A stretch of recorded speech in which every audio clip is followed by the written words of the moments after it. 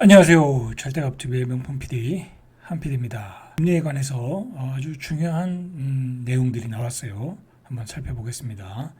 자, 패드가 22일 공개한 2월 의사록 FOMC 정례회의 의사록에 따르면은 회의 참석자 대부분이 기준금리를 0.25포인트 인상한다는 것이 적절하다. 자, 그러니까 계속해서 올린다라는 게 다수의 의견이에요.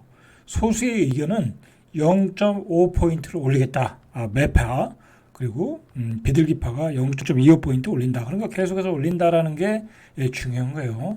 그래서 더 많은 기준금리 인상이 필요하다라는 목소리가 많았다라는 거예요. 자, 미국은 계속해서 올린다. 자, 반면 우리나라는 오늘 금융통화위원회에서 금리를 동결한다. 자, 뭔가 상황이 서로 안 맞는 것 같죠.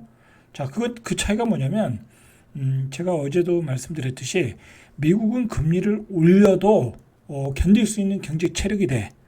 기축 통화이고 뭐 기업들이 강하니까. 자, 그러나 우리나라는 여기서 금리를 올리면은 말 그대로 부동산 시장이 그냥 확 다 망가져. 그리고 부동산 건설회사죠. 건설회사들이 다 부도가 나. 자, 그러니까 못 올리는 거야. 그 차이가 있는 거예요. 자, 그건 뒤에서 설명해 드리겠습니다. 자, 그것에 부작용이 있다라는 얘기예요. 오늘 얘기의 포인트는 빅스텝 의견도 소수 있었다라는 거야. 2명인가 있었어요.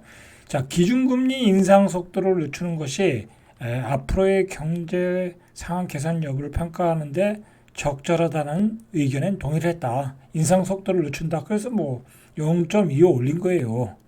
그래서 이달 초 올해 첫 FOMC 회의에서 기준금리는 0.25포인트 인상이 만장일치로 결정이 됐다라는 거예요. 자, 일부 회의 참석자는 0.5포인트 인상에 대해서도 나왔다라는 얘기예요. 자, 그러나 이제 한국은행은 3.5포인트가 기준금리인데 동결을 했어요. 자, 그래서 그동안 이제 7차례 연속 인상 행진을 끊었다라는 거예요. 이제 너무 부담스럽다는 거. 그 금리 올리니까 그 휴증이 다 나타났잖아요. 그죠? 부동산 PF에서 나타났고, 연끌하신 분들 굉장히 괴롭고, 그 다음에 대출 이자 때문에 자영업자 힘들고, 자, 그렇게 해서 일단은 동결을 했다라는 거예요. 자, 그러나 이제 미국이 빅 스텝이 들어가거나 미국이 다음에 베이비 스텝을 하면 우리도 이제 올리겠다라는 의사는 있었어요. 그걸 하면서 한국은행 총재가 또 무슨 얘기를 했냐면, 올해 한국의 경제 성장률을 1.6포인트로 전부 다 낮췄다라는 거야. 1.9포인트가 그랬죠? 0.3포인트 낮췄다라는 거야. 자, 우리 경제는 경기 둔화로 가고 있다라는 얘기예요. 자, 여러분. 자, 이제 금리를 동결했으니까, 서민들은 좋아질 것이다. 그렇게 생각이 들죠? 전혀 그렇지 않다라는 거야. 자, 금리를 동결하면 어떤 현상이 나오냐면, 물가가 폭등해요. 자, 이건 뒤에서 자세히 설명해 드릴게요. 금리를 동결하면 물가가 폭등한다. 자, 물가가 폭등하면 어떻게 되겠어요? 난방비가 폭등하고, 소주값이 폭등하고, 김밥이 폭등하고, 점심값이 폭등하고, 딸기값이 폭등하고, 다 폭등하는 거야. 괴로워지는 거예요, 괴로워지는 거. 여러분, 우리가 이거 생각해야 돼.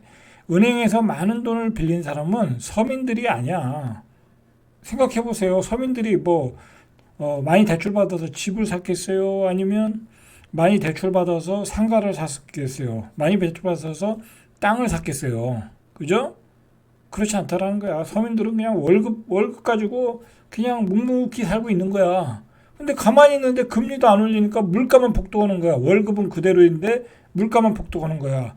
그러니까 실질 소득이 감소가 되는 거지. 그죠? 학원비도 올라가고, 밥값도 올라가고, 그러니까 금리를 안 올리면 금리를 안 올린다는 것은 결국은 서민들한테 괴롭고 기득권들한테는 굉장히 좋은 거야. 왜냐하면 기득권들은 많은 주택을 샀잖아. 비싼 고가 주택을 가지고 있잖아. 건설을 해서 그 사람들도 기득권이잖아. 금리를 낮추면은 다주택자만 즐거운 거야. 그러니까 금리를 올렸어야 된다라는 거야. 결국 서민들을 위한 정부라고 하면 금리를 올렸어야 한다라는 거야. 결국은 다주택자 기득권만 좋은 거야. 금리를 안 올리면. 지금 현 상황에서.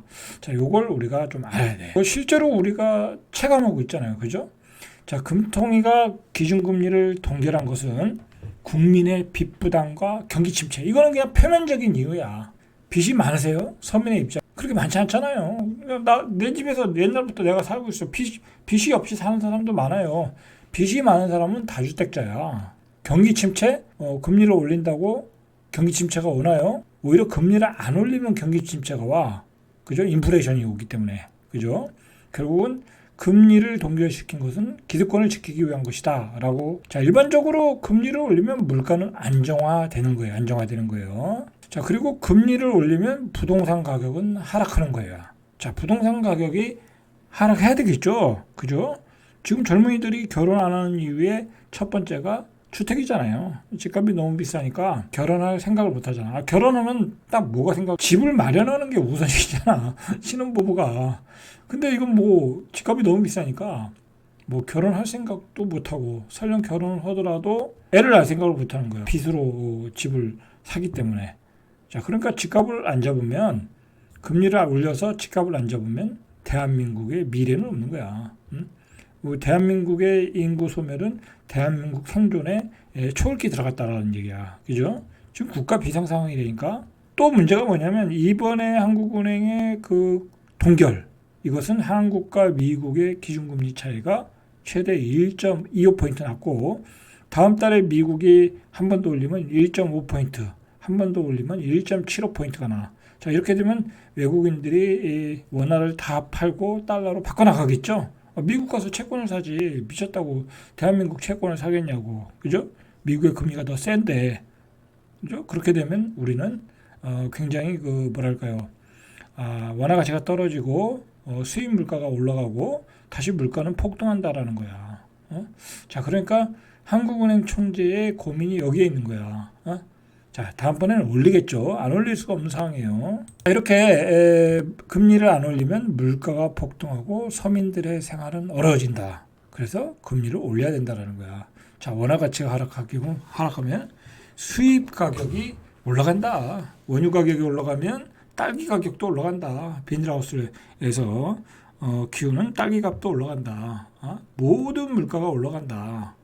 자, 여기에 한국은행의 딜레마가 있고 곧 금리도 다음번에는 올릴 가능성이 높다라고 보시면 돼요. 결국 우리가 금리를 못 올리는 것은 경기 둔화잖아요. 자, 우리나라 실질 국내 총 생산 GDP 성장률이 전분기 대비 수출 부진 등에 의해서 지난해 4분기에 마이너스 0.4예요. 역성장을 했다라는 거야. 자, 근데 이제 심지어 올해 1분기까지 역성장이 이어질 거라는 거야. 자, 두 번 정도 역성장이 일어나면 그건 경기 침체로 가는 거야. 이미 한 번 역성장이 일어났기 때문에 경기 둔화를 선언한 거야. 이것 때문에 금리를 못 올린 거야. 그러니까 이건 지금 한국은행과 기재부는 두 마리 토끼를 다 잡겠다는 거야. 물가도 잡아야 되고 경기 둔화도 잡아야 되고. 그렇지 않다라는 거지. 둘 중에 하나는 포기를 해야 되는 거죠. 포기를 해야 되는데 중요한 거는 물가를 잡는 게 더 중요한 거죠. 그죠? 물가를 잡으면 집값도 잡히는 거잖아. 그죠? 자, 그렇게 해서 소비를 줄여야지. 돈이 없는데 왜 소비를 하냐고. 그죠? 미국의 개인들, 미국의 가게는 뒤에서 보겠지만 대차 대조표가 좋다고 그래. 가게의 대차 대조표가 좋다. 워낙 걔네들은 돈을 많이 풀으니까, 기축통화니까.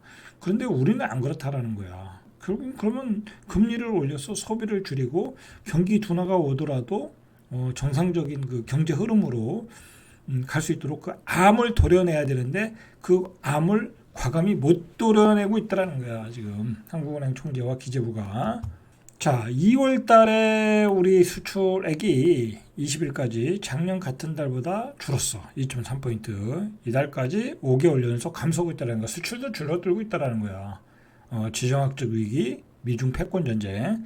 자, 수출 감소, 물가 상승 등으로 2월 소비자 심리 지수 역시 떨어지고 있다.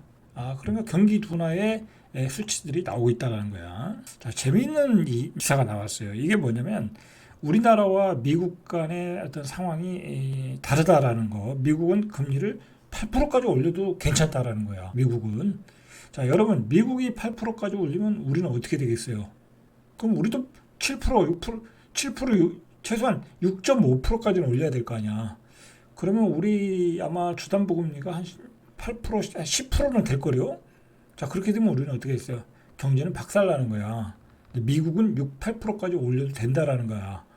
그렇지 않고선 미국의 인플레이션을 잡을 수 없다라는 거야. 월가에서 인플레이션 반등에 대한 우려가 커지는 가운데 지금 이제 PMI 지수가 높게 나오니까 이대로는 미국의 인플레이션을 못 잡는다라고 수치가 나오니까 그 시장 조사업체 매크로 하이브가 미국 연방준비제도의 고강도 긴축 필요성을 강조한 거야. 그래서 22일 마켓 워치에 따르면 매크로 하이브는 최근 발표된 미국의 1월 경제 데이터가 인플레이션 재점화 가능성을 시사하고 있다는 거야. 이 PMI 지수, 뭐 스티키 CPI 지수가 다 높게 나오니까 그래서 인플레이션을 잡기 위해서는 기준금리를 8%까지 올려야 된다고 그랬어.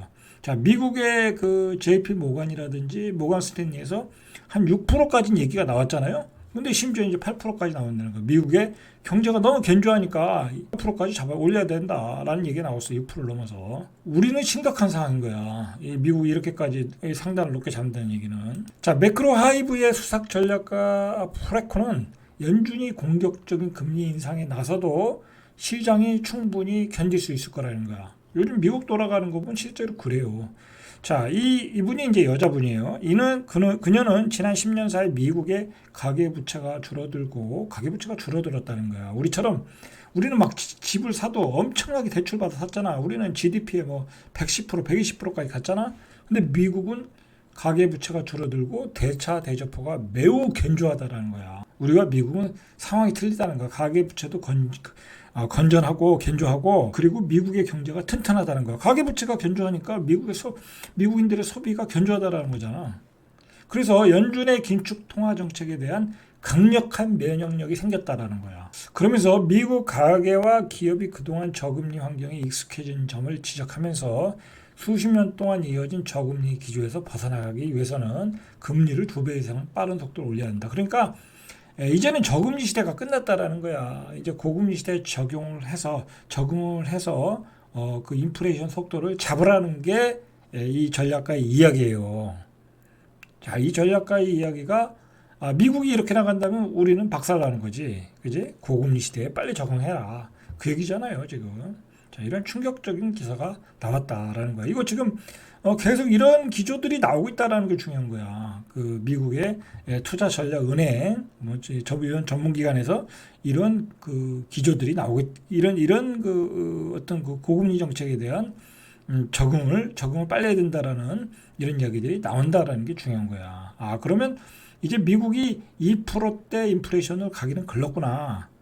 뭐 잘해야 5%, 진짜 잘해야 4%, 그죠? 그 정도구나 라고 생각해야 돼. 자, 그래서 이 프레코 수석 전략가는 뭐 대부분의 미국의 그 그루들이 다 하는 얘기야. 이거는 전체적으로 똑같은 얘기인데, 인플레이션 이 상승 배경에 임금이 있다라는 거야. 임금이 상승하니까 물가가 올라가고 임금 물가에 퍼펙트 스톰이 돌고 있다라는 거야. 작동하고 있다라는 거야. 미국이. 그래서 미국의 인플레이션은 잡히지 않고 물가는 잡히지 않고 계속 악순환이 계속 된다라는 거야. 이걸 인정할 수밖에 없다라는 거야. 고용 구조상 어쩔 수 없다라는 거야. 물가가 오르면 임금이 올라서 마치 소용돌이처럼 서로의 영향을 주고받으면서 상승하는 현상이 보여주고 있다라는 거야. 자, 이게 우리나라에서도 일어나고 있다. 자, 결국은 이게 저금리잖아요. 돈을 많이 풀어놨으니까 집값이 올라가잖아. 집값이 올라가니까 임금이 올라갈 수밖에 없지. 그죠? 미국은 특히 렌트비로 살잖아. 월 렌트비. 월 렌트비가 올라가는데 어떻게 임금을 안 올려주냐고. 자, 우리도 마찬가지야. 우리도 집값이 폭등하니까 임금을 안 올려줄 수가 없잖아. 그죠? 대출 이자를 내야 되니까. 자, 그러니까 우리나라 경제는 이 집값을 안 잡으면 이 경제가 제대로 갈 수가 없어. 자, 그걸 알아야 돼. 그런데 왜 집값을 못 잡냐? 왜 집값을 못 잡냐? 자, 왜 집값을 못 잡냐? 여기까지 얘기를 마무리 하시죠. 그건 간단해요. 기득권들이 자기의 재산을 지키기 위해서 못 잡는 거야? 안 잡는 거야. 어떻게 냉정하게 보면. 그렇지 않겠습니까? 대한민국의 부자들이 다 어떻게 부자가 됐어요? 다 땅과 부동산으로, 아파트와 부동산, 뭐 땅, 상가 그런 거로 다 부자가 된 거잖아. 그런데 그 사람들이 자기 집값이 떨어지는 걸 좋아하겠어요? 이 기득권을 유지하려고 그러겠지. 그러면서 경제는 어느 정도 흘러가면 된다. 그렇게 생각을 하겠지. 그죠? 그러니까 그 어정쩡한 포지션이 지금 그대로 경제 정책에 나타나는 거야. 과감히 집값을 잡을 것 같으면은 그들도 알죠. 금리를 올려서 잡아야 된다라는 걸. 대부분의 고급 아파트 다주택자들은 다 기득권들이잖아. 그죠? 자, 그런 배경하에서 이렇게 과감한 정책들이 안 나오는 거야, 사실. 자, 그걸 알면 세상이 이렇게 슬퍼지는 거예요. 자, 이상 절대값 TV의 명품 PD 한PD였습니다.